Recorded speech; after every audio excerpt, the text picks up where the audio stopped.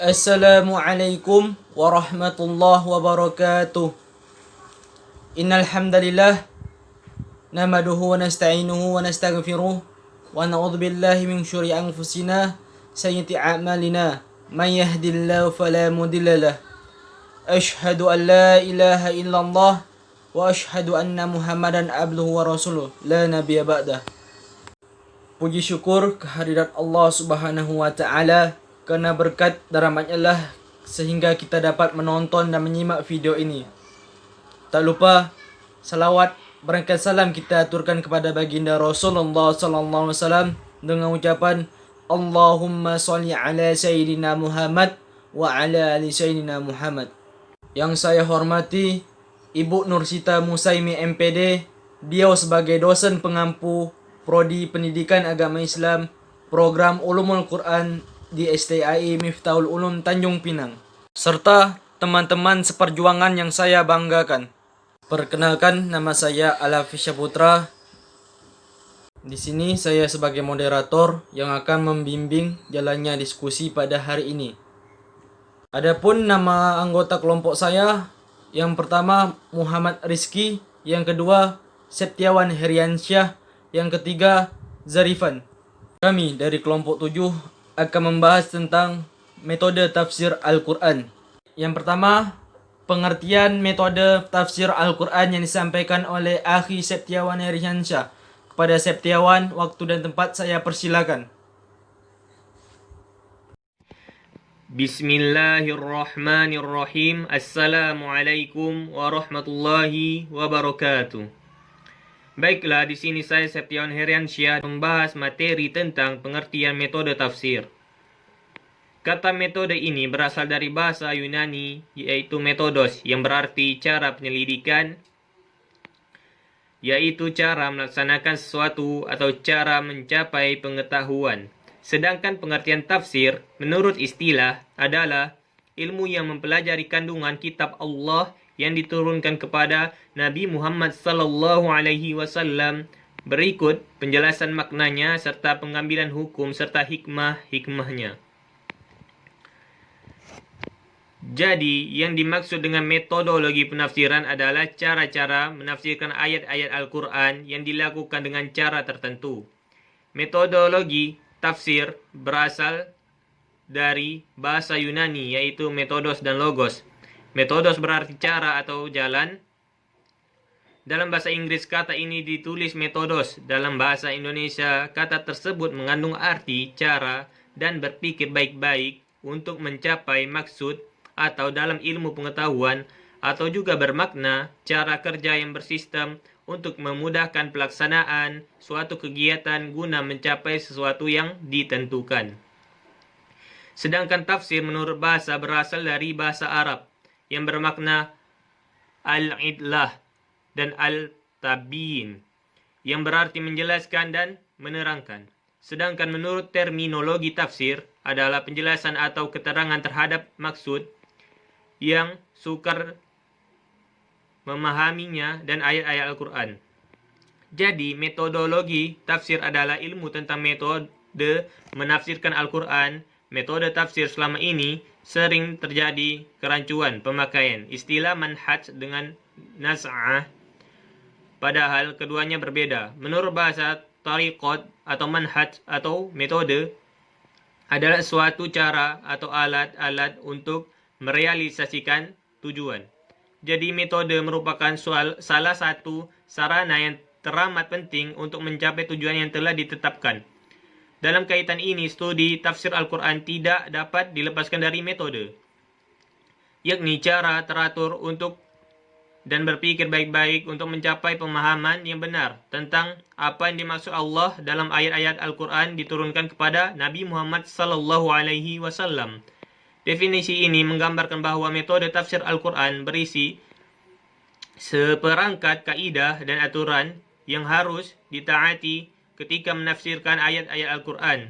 Bila seseorang menafsirkan Al-Quran tanpa menerapkan metode penafsirannya, dipastikan keliru. Sekian penyampaian materi dari saya.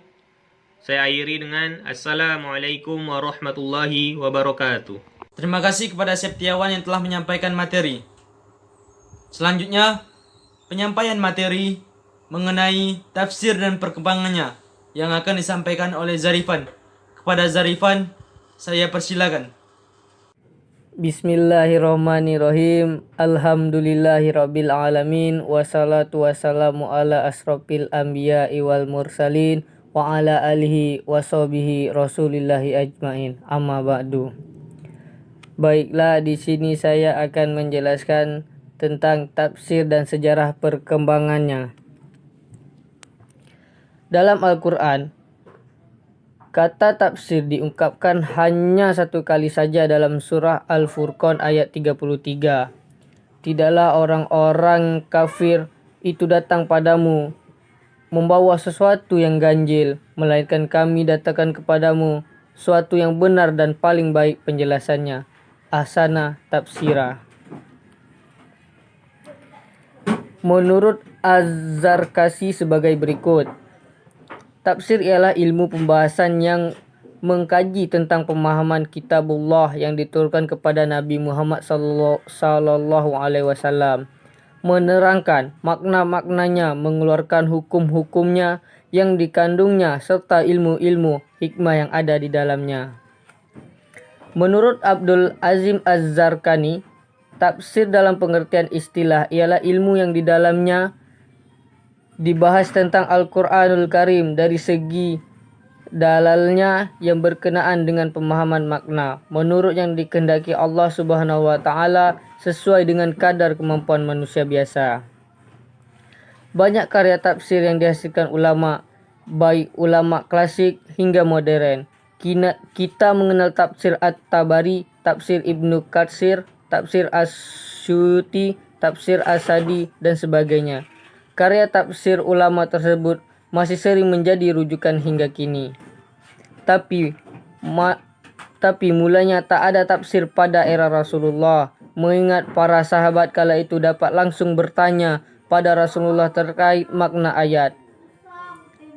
Baru pada abad kedua atau ketiga Hijriah, ilmu tafsir dianggap sangat penting menyusul mula banyaknya muslimin yang salah memahami Quran. Apalagi saat itu bacaan Al-Quran pun mengalami banyak salah lisan karena tulisan yang gundul. Hingga kemudian Abul Aswad Ad-Duli membuat kaidah i'rab Arab yang memberikan harkat pada bahasa Arab. Sekian. Assalamualaikum warahmatullahi wabarakatuh. Terima kasih kepada Zarifan yang telah menyampaikan materi. Selanjutnya, penyampaian materi mengenai macam-macam metode tafsir yang akan disampaikan oleh Muhammad Rizki. Kepada Muhammad Rizki, saya persilakan. Assalamualaikum warahmatullahi wabarakatuh. Saya Muhammad Rizki dari Prodipai akan membahas materi tentang macam-macam metode tafsir. Metode tafsir menurut Al-Faramawi dibagi menjadi 4, yaitu yang pertama adalah metode At-Tahlili. Menurut istilah, metode ini adalah metode tafsir yang menjelaskan ayat-ayat Al-Quran dari seluruh aspeknya dan mengungkapkan maksud-maksudnya secara terinci sesuai urutan ayat. Kitab-kitab yang menggunakan metode ini adalah Tafsir Al-Quran Al-Azhim karya Ibnu Katsir dan Tafsir Al-Munir karya Syekh Nawawi Al-Bantani. Kelebihan dari metode tafsir ini adalah yang pertama, dapat mengetahui dengan mudah tafsir suatu surat atau ayat karena susunannya tertib, ayat atau surat mengikuti susunan sebagaimana yang terdapat di dalam mushaf. Yang kedua adalah mengandung banyak aspek pengetahuan, meliputi hukum, sejarah, dan sains. Dan yang ketiga adalah mudah mengetahui relevansi antara satu ayat atau surat dengan ayat atau surat yang lainnya. Sedangkan kekurangan dari metode ini adalah faktor subjektivitas tidak mudah dihindari, misalnya adanya ayat yang ditafsirkan dalam rangka membenarkan pendapatnya.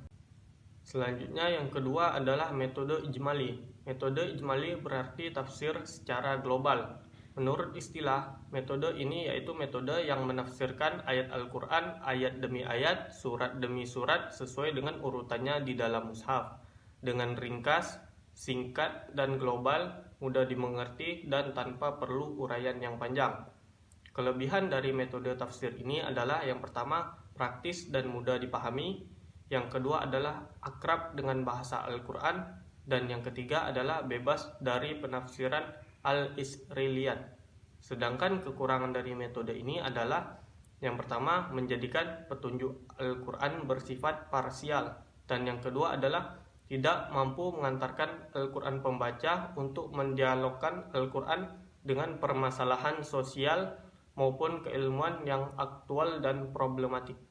Baiklah teman-teman, alhamdulillah telah selesai diskusi kita pada hari ini. Semoga apa yang disampaikan dari kelompok 7 akan bisa menjadi iktibar dalam kehidupan sehari-hari. Saya sebagai moderator mohon maaf apabila ada salah kata, karena yang benar datangnya dari Allah Subhanahu wa taala, yang salah datang dari khilaf saya sendiri. Wabillahi taufiq wal hidayah. Assalamualaikum warahmatullahi wabarakatuh.